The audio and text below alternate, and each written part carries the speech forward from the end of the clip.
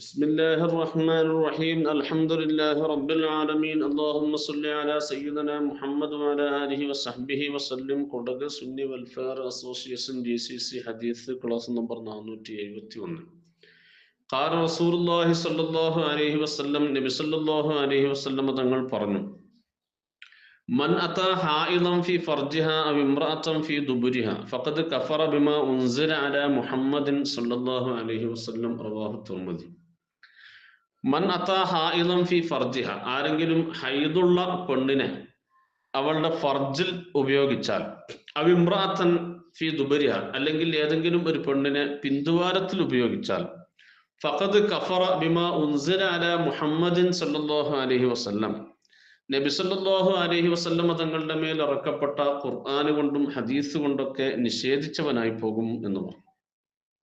ഹലാലായ ഭാര്യയാണെങ്കിൽ പോലും പിന്തുവാരത്തിൽ ഉപയോഗപ്പെടുത്തല് എപ്പോഴും ഹറാമാണ്.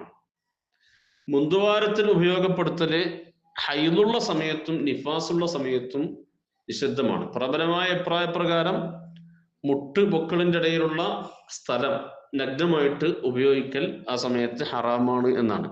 എന്നാൽ രണ്ടാമത്തെ അഭിപ്രായം അനുസരിച്ച്, മുഅ്തമദിനെതിരായ രണ്ടാമത്തെ അഭിപ്രായം അനുസരിച്ച് അത് പ്രശ്നമില്ല, ഫർജിൽ പ്രവേശിപ്പിക്കൽ മാത്രമേ ഹറാമാവുകയുള്ളൂ എന്നാണ്, ഹൈദും നിഫാസും ഉള്ള സമയത്ത്.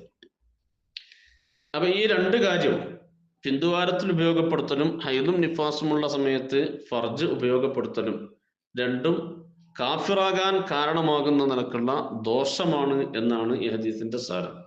അല്ലെങ്കിൽ അത് ഹലാലാണെന്ന് വിശ്വസിച്ചാൽ അപ്പോൾ തന്നെ അവൻ കാഫിറാകും, ഇസ്ലാമിൽ നിന്ന് പുറത്തു പോകുമെന്നാണ്. ഹലാലാണെന്ന് വിശ്വസിക്കാതെ ചെയ്താൽ തന്നെ, ഹറാമാണെന്ന് അംഗീകരിച്ചുകൊണ്ട് തന്നെ ചെയ്താൽ അത് ഹറാമാണ്, ദോഷമാണ്. ആ ദോഷം എന്നല്ല, ഏത് ദോഷവും അത് കൂടുതലാകുമ്പോൾ അവന്റെ കൽബ് കട്ടിയാവുകയും കറുക്കുകയും അവസാനം ഈമാൻ തന്നെ നഷ്ടപ്പെടുന്ന അവസ്ഥയിലേക്ക് അധപ്പതിച്ചു പോവുകയും ചെയ്യും എന്നാണ് ഫഖദ് കഫറ എന്ന് പറഞ്ഞതിന്റെ ഉദ്ദേശം. വസല്ലല്ലാഹു അലാ ഖൈരി ഖൽഖിഹി സയ്യിദനാ മുഹമ്മദ് വആലിഹി വസഹ്ബിഹി അജ്മഈൻ.